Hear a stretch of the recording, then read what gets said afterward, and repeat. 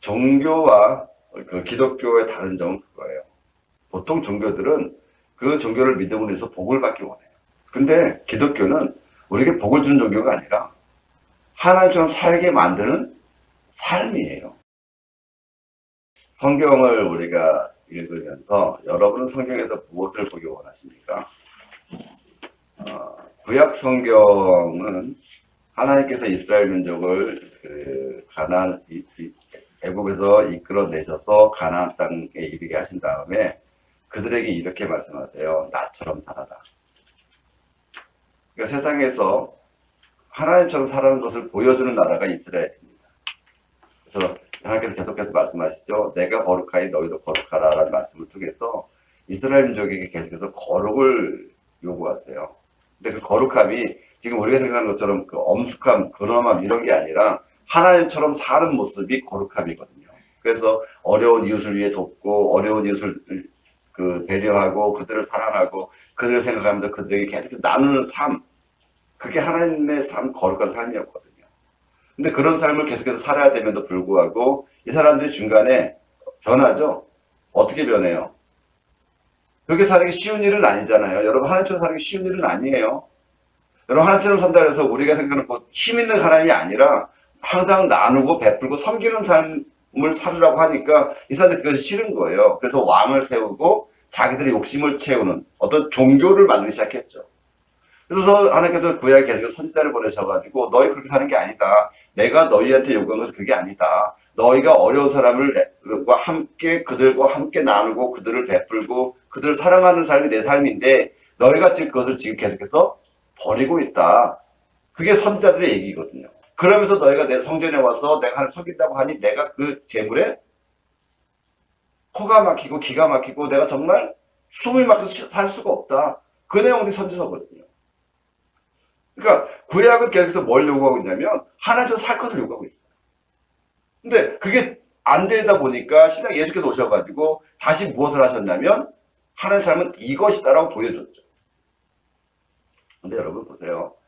종교와 그 기독교의 다른 점은 그거예요. 보통 종교들은 그 종교를 믿음으로 해서 복을 받기 원해요. 그 종교입니다.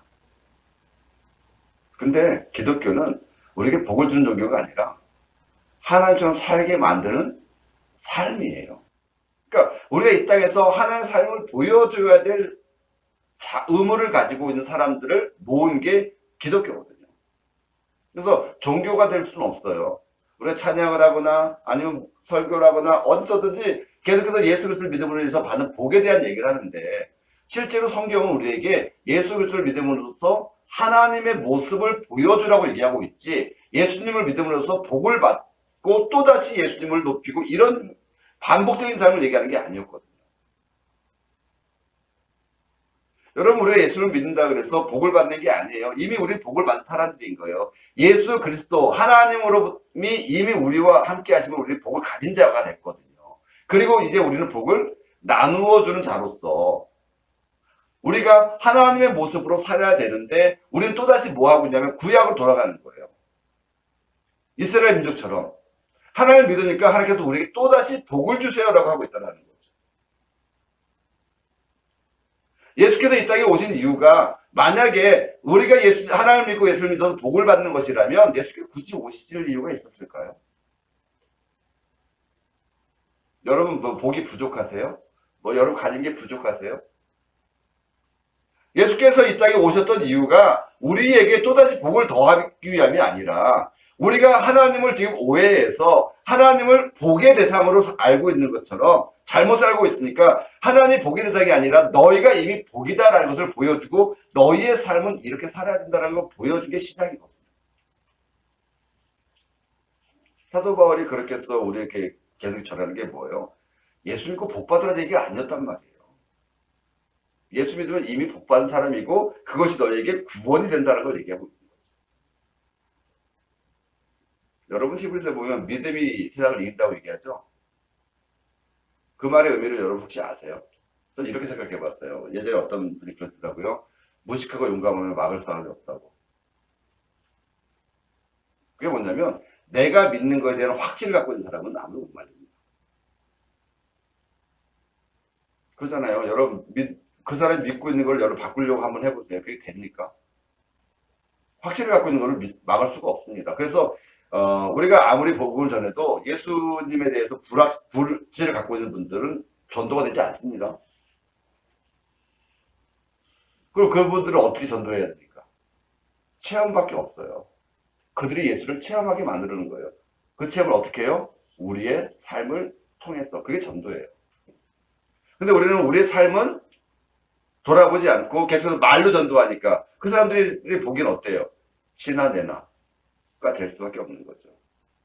그래서 저는 성경 속에서 하나님의 뜻이 무엇일까를 계속해서 물어보는 그런 삶을 여러분 살기 원하고, 그 가운데 제가 깨달은 하나님의 삶은, 성경의 이야기는, 아, 내가 하나님처럼 살아야 되겠구나, 예요. 뭐, 하나님처럼 전지전능한 그런 삶 아니에요. 하나님이 보여줬던 가장 기본적인 삶, 가장 사람다운 삶, 가장 낮은 자의 삶이죠. 기독교 추구하는 것은 바로 거기 있어요. 근데 기독교가 어느 순간부터 세상 종교와 혼합이 되기 시작해요. 그래서 기독교도 복을 받는 종교, 또 심지어 기독교는 천국 가는 종교로만 알고 있어요. 여러분 지금 우리처럼 살아가 천국 가면 과연 행복할까요?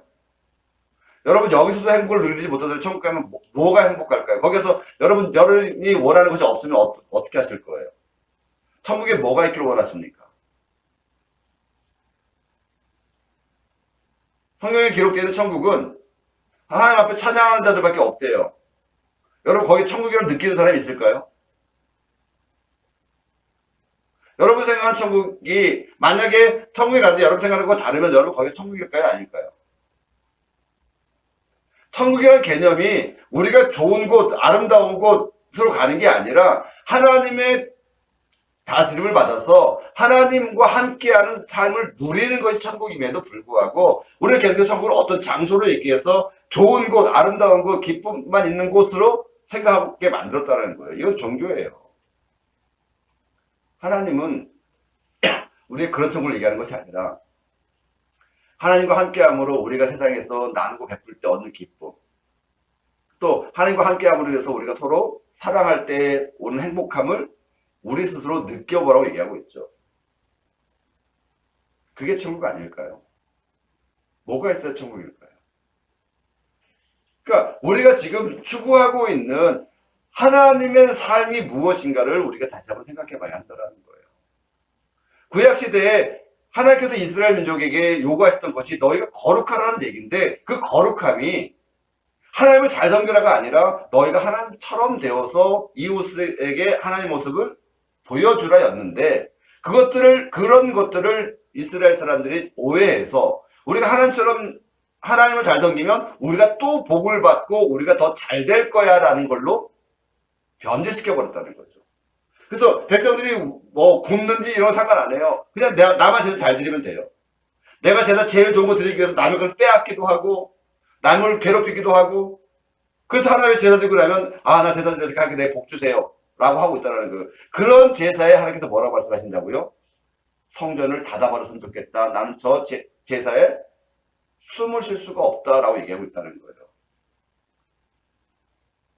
근데 지금 우리의 예배 형태를 한번 보세요. 과연 우리의 예배 형태는 어떤가요? 한 주일 동안 내 마음대로 살다가 뭐 남이 어찌됐든 말든 나만 복 받으면 된다고, 나만 잘 되면 된다고 막 살다가 교회 와서 거룩한 척 앉아가지고 찬송하고 기도하고 예배 드리고 가서 나 예배 드리고 나 천국 갈 거야. 과연 하나님 우리에게 요구하시는 게 무엇일까? 그런 삶이 계속해서 이어져 오다가 나라가 망하게 되죠. 그리고 다시 회복되어서 다시 하나님께 돌아가자라고 하던 사람들이 바리새인이거든요. 그러니까 처음에 바리새인들이 나쁜 사람이 아니었어요. 근데 그들이 어느 순간 전통에 매이다 보니까, 전통이 굳어지다 보니까 하나님을 섬기는 것이 다시 뭐예요?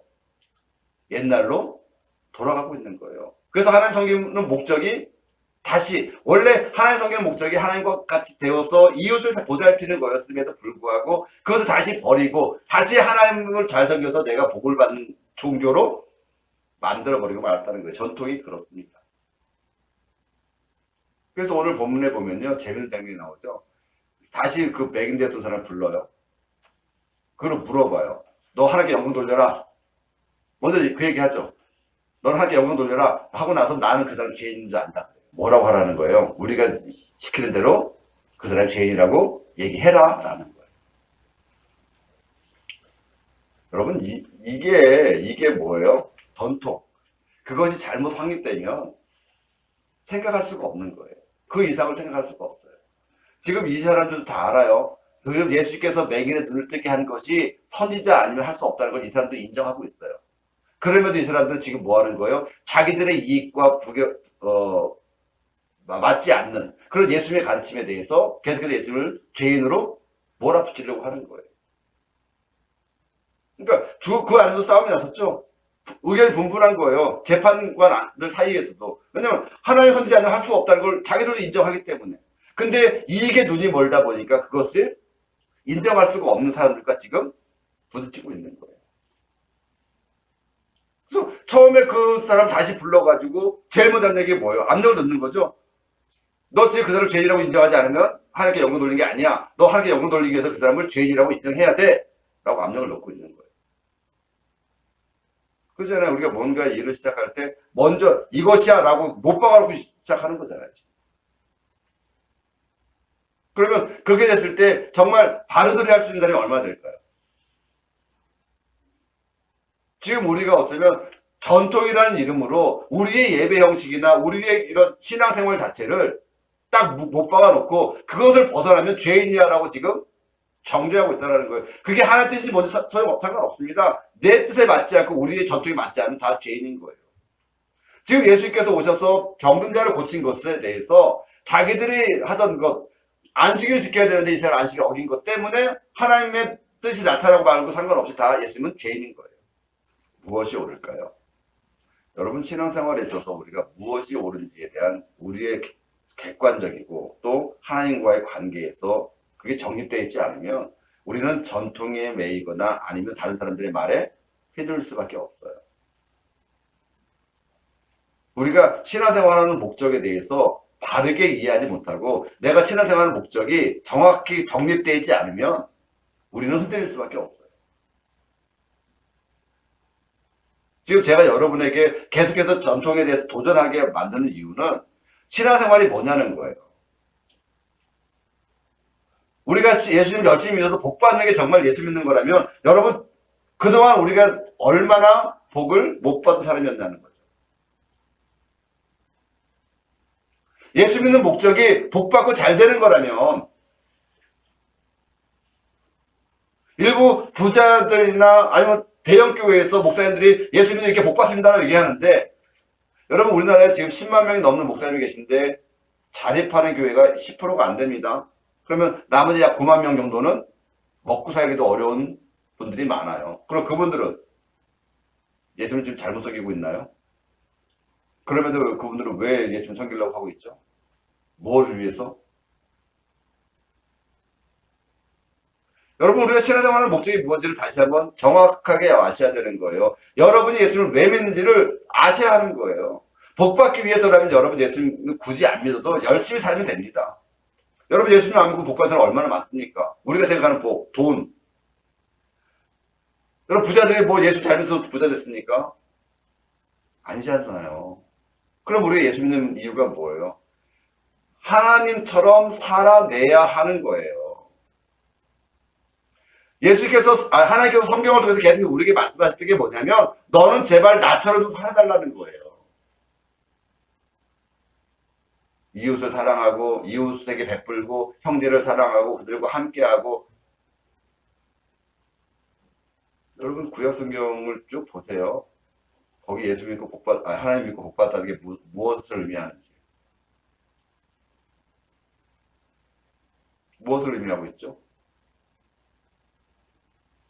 뭐 하나님을 잘 섬기기 위해서 제사를 잘 드리는 솔로몬 얘기밖에 우리가 할 게 없나요? 그래요. 그 솔로몬이 부러우십니까? 그 말년에 헛되고 헛되다 얘기하는 그 솔로몬이 부러우십니까? 아무리 좋은 걸 누리고 살아봤자 헛되다고 얘기하는 그 솔로몬이 그렇게 부러우십니까? 지금도 그렇게 얘기하시는 분들 많을 거예요. 다 해봤는데 별거 없더라. 근데 여러분, 나이가 드셔도 봉사하시는 분들은 계속해서 보람을 찾습니다. 남을 위해 헌신하고 남을 위해 희생한 사람들은 그 속에서 계속해서 보람을 찾습니다. 가끔 TV나 이런 데 보면 컴패션 있죠. 외국의 어려운 지역에 가서 그들 도우면서 그들의 얼굴에 웃음이 있고 그들의 활기찬 모습, 그리고 거기 그들이 얘기하는 그 속에 내가 지금 정말 보람을 찾습니다라는 그 말 속에 어쩌면 우리의 삶에 답이 있을 겁니다. 사람이 사는 목적이 무엇일까요? 하나님께 영광을 돌리는 것.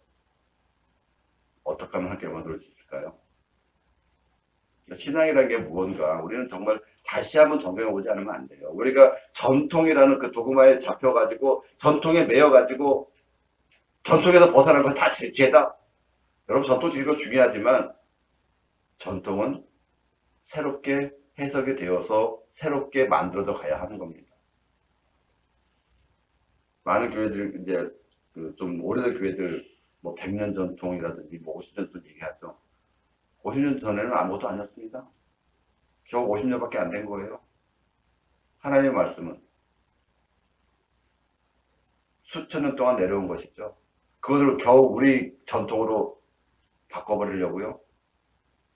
우리 한국 기독교가 이제 한 140년 정도 됐는데 150년 아직 조금 안 됐습니다. 1884년도니까.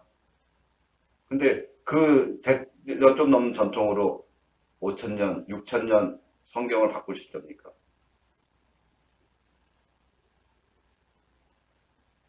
하나님의 전통이 무엇일까요?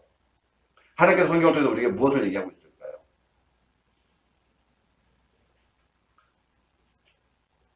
이스라엘 사람들이 지금 이스라엘 바리새인 재판부가 이 사람 두 번째 부르죠. 근데 할 말이 없어요. 왜냐하면 이 사람들도 다 인정하고요. 그래서 다시 물어봐요. 눈은 어떻게 떠게 되냐? 내가 다 얘기했잖아요.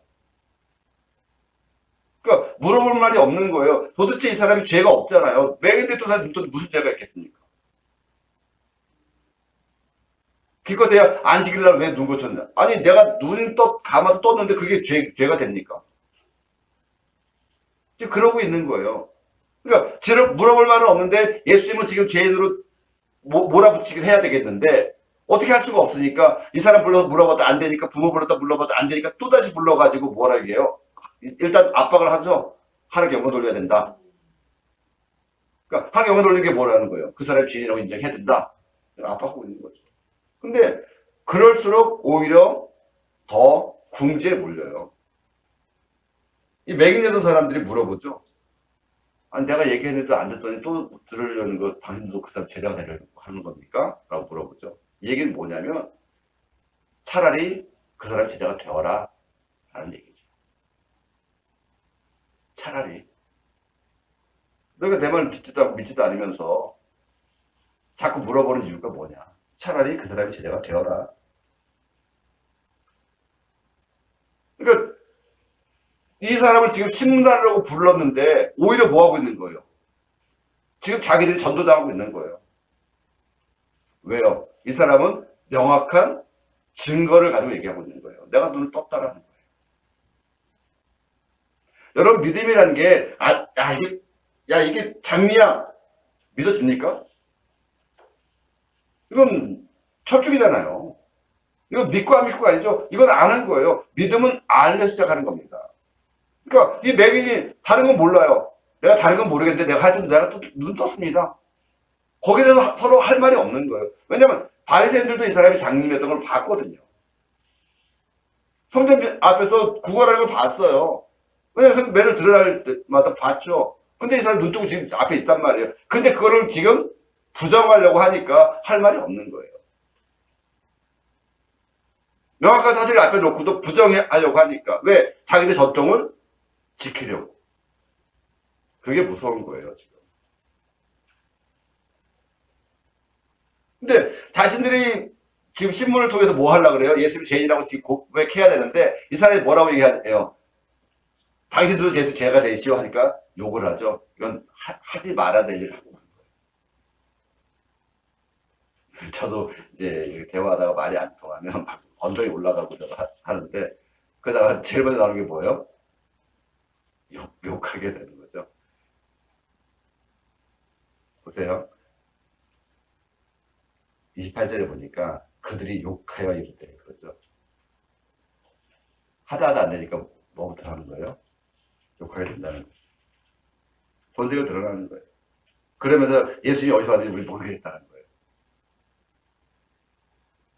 그러니까 하나님의 일을 하려면 어떤 사람이 해야 되는 거예요? 자기들 같은 신분이 높은 사람들이 해야 되는 건데 어디서 왔는지도 모르는 나사렛 촌구석에 그 목소리로 있던 사람이 와서 하나님 일을 하니까 억울한 거죠.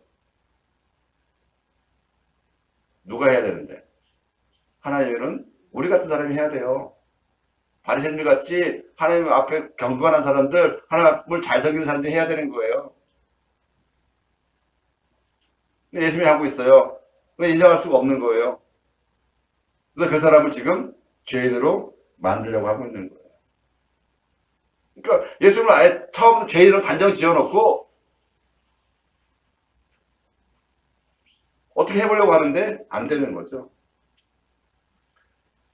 근데 거기에 대해서 맹인이 한 마디 더 해요. 근데 그 말에 반박할 수가 없어요. 보세요.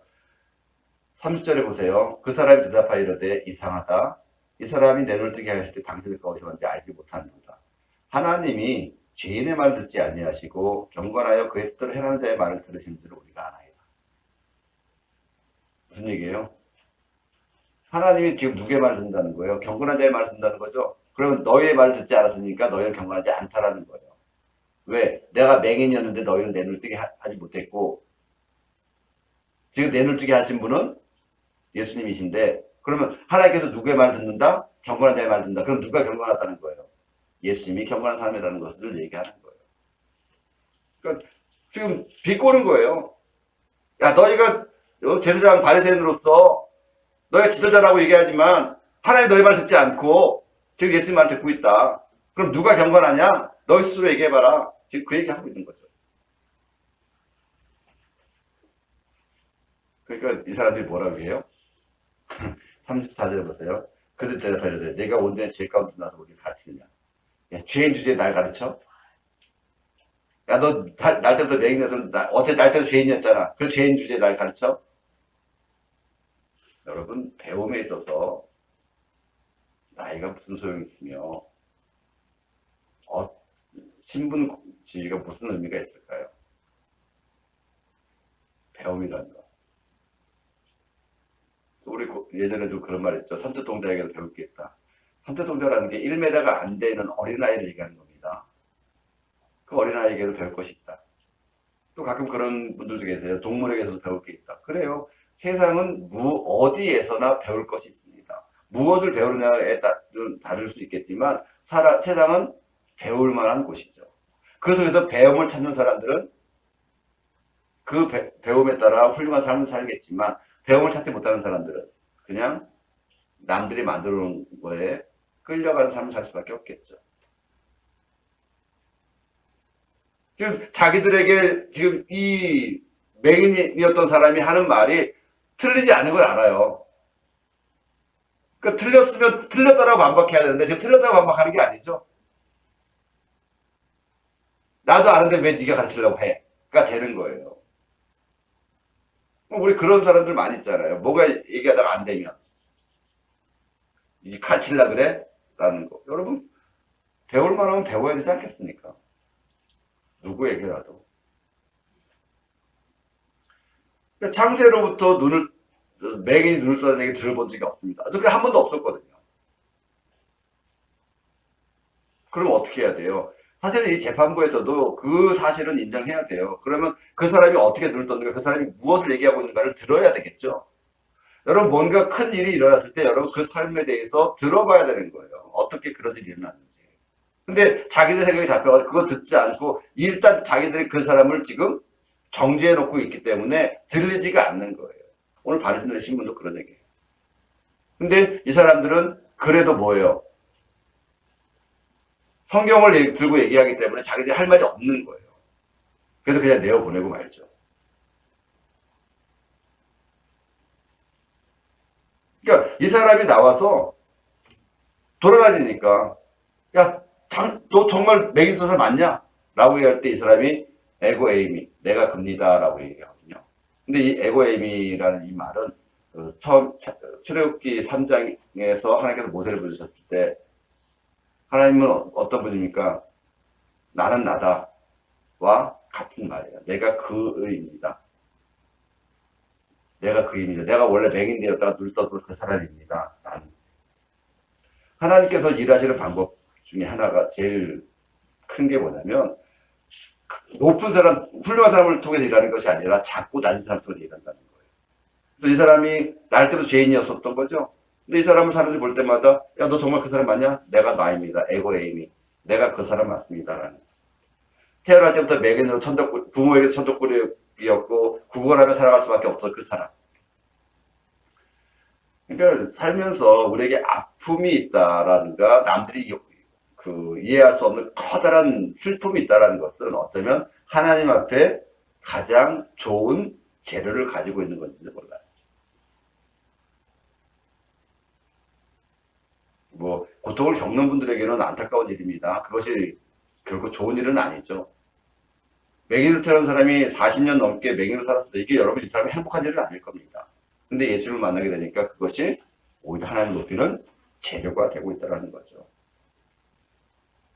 우리 그 찬양이 있었죠. 아픈 만큼 행복의 날 주소서라는 찬양을 해요. 아픈 날만큼. 하나님께서 어쩌면 지금 여러분이 당하는 고통이나 여러분이 당하는 슬픔만큼 보상을 해주실 것입니다. 그렇게 해서 여러분을 통해서 하나님의 모습을 보여주기를 원한다는 거죠. 예수님께서 이 맹인을 고쳐주신 이유 중에 하나가 사실 초막절 행사를 마지막에 설교를 하신 다음에 쫓겨나게 되잖아요. 쫓겨나게 되시면서 이 맹인을 보시고 이 맹인을 예수 대신 다시 그들에게 보내요. 그래서 그 맹인을 통해서 하나님의 일을 그들에게 보여주고 있죠. 하나님의 일은 이런 거다라는 걸 보여주는 거예요. 그래서 예수님께서 그 맹인이 가서 하셨던 일들을 어차피 계속 지켜보셨던 것 같아요. 그리고 이 맹인 쫓겨났다고 하니까 찾아가시죠. 찾아가서 물어보세요. 네가 인자를 믿느냐? 인자를 믿느냐라는 거죠. 인자라는 이 말이 그 성경 요한복음에 13번 정도가 쓰이는데 그 의미가 보통은 하나의 나라를 이룰 자라고 쓰이거든요. 하나의 나라를 이룰 자. 그러니까 네가 지금 인자를 믿느냐 이 말은 네가 지금 하나의 나라를 이루러 온 나를 믿느냐라는 뜻이거든요. 우리를 천국으로 데려갈 것, 또 예수께서 우리에게 복을 줄 거 믿느냐가 아니에요. 여러분 우리가 하는 예수를 믿는 게 예수를 믿어서 복을 받거나 예수를 믿어서 천국 가려고 믿는 게 아니라 예수님과 함께함으로 인해서 예수님의 그 삶, 우리 삶에서 나타나기 위해서 믿는 거예요. 예수님은 우리에게 제자가 되라고 얘기하고 있지 우리에게 천국에 가기 위해서 너의 삶을 포기하라 이렇게 얘기하고 있는 게 아니거든요. 예수께서 사셨던 삶을 너희가 좀 살아달라고 우리에게 부탁하고 있는 거거든요. 이 맹인을 바리새인들에게 보내서 에고에임이 내가 겁니다. 내가 눈을 장님이었다 눈을 떠서 그 사람입니다. 라고 얘기함으로 인해서 예수님께서 하셨던 그 일들을 대신 지금 설명하게 하고 있는 것이지 여러분 이 사람이 어떻게 됐을까요? 죽어 천국 갔을까요? 아니면 부자가 됐을까요? 그럼 예수님은 눈 떴는데 부자가 돼야 되지 않겠습니까? 우리가 지금 생각하는 대로 믿는다면 그런 얘기는 없죠. 여러분 40년 만에 눈 떴어요. 40년 만에. 그럼 이 사람 뭘 할 수 있을까요? 지금이야 우리가 100년까지 산다고 하니까 40대에도 일을 새로 시작하신 분들 계세요. 근데 당신은 평균 수명이 60이 안 되던 시절입니다. 50년 살기도 쉽지 않은 시절이었죠. 그럼 이 사람이 뭘 할 수 있을까요? 눈 뜬 다음에. 어쩌면 다시 눈 감아버렸을지도 몰라요. 그거 하는 거 외에는 배운 게 없고 할 수 있는 게 없으니까. 성경이 그렇게 나와 있진 않아요. 뭐 어떻게 살았을까요? 여러분 예수를 만나는 게 정말 복이라고 생각을 하세요? 예수를 만난다는 것은 내 삶의 변화의 기로에서 이제 새로운 변화를 맞는 계기가 될 수 있을지 모르겠지만 예수를 만나는 것이 우리에게 어떤 재정적으로나 건강적으로나 삶적으로 좋아지는 것을 기대하기는 어렵다라는 거예요. 예수께서 병자를 고쳐줬던 사람들 보세요. 그 사람들 삶이 어떻게 됐을까요? 병을 고쳐주긴 했지만 그 사람의 삶이 나아졌을까요? 근데 나아질 수 있는 조건은 됐죠. 건강해졌으니까 열심히 일할 수 있는 조건이 됐잖아요. 예수님 만난다는 게 무엇을 의미하는지 우리 다시 한번 생각해 봐야 되는 거예요. 예수님 음성 들으면 갑자기 그런 분들 많이 계시더라고요. 기도했더니 하나님께서 누굴 보내주셔서 돈 주셨다. 왜 그분만 그러죠? 여러분 그게 정말 진리이기 위해서는 보편적으로 모든 사람이 그렇게 나타나야 하는 겁니다. 그 사람에게만 나타났어요. 여러분 그거 진리가 아니죠. 그 사람 개인의 작은 기적일 뿐인 거예요. 그게 기독교는 아니라는 거예요. 기독교는 뭐죠? 모든 사람이 하나님처럼 변화되어지는 그게 보편적인 삶이거든요. 그래서 제가 여러분에게 부탁드리는 것이 여러분이 하나님의 모습으로 좀 세상에 보여줬으면 좋겠습니다. 여러분의 모습이 하나님의 모습으로 좀 세상에 비춰졌으면 좋겠습니다. 어떤 모습이요? 나눠주고 베풀고 함께 기뻐하고 즐거워하는 그런 모습들이 보여줬으면 좋겠다는 거죠. 예수께서 지금 이 맹인에게 눈을 뜨게 해주신 이유는 네가 나를 대신해 나를 좀 보여달라고 얘기하고 있는 거예요. 오늘 우리에게도 마찬가지예요. 오늘 우리에게 만약에 예수께서 복을 주신다면 그 복을 가지고 뭐 하라는 거예요? 예수님을 드러내라는 거죠. 그래서 마지막 41절 결론을 지어요.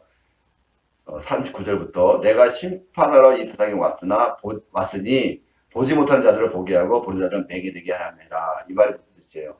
보는 사람 눈멀게 하냐? 아니 그런 얘기는 아니에요. 제대로 보게 만들어겠다는 거죠. 여러분 성경을 예수 그리스도의 마음으로 제대로 보아야 합니다. 제대로 보게 하겠다는 거예요. 그러면서 41절에 그러죠. 너희가 맹인이 되었더라면 죄가 없으려니와 본다고 하니 너희 죄가 들어집니다. 차라리 몰랐으면 맹인이었으면 보지 못하면 죄가 없겠지만 너희가 이미 다 알다고 하면서 너희가 본다고 하면서 왜 그대로 살지 않느냐라는 걸 얘기하는 거죠. 여러분 예수를 만난다는 얘기는 내가 이제 그 삶을 살아야 된다는 걸 얘기하는 거예요.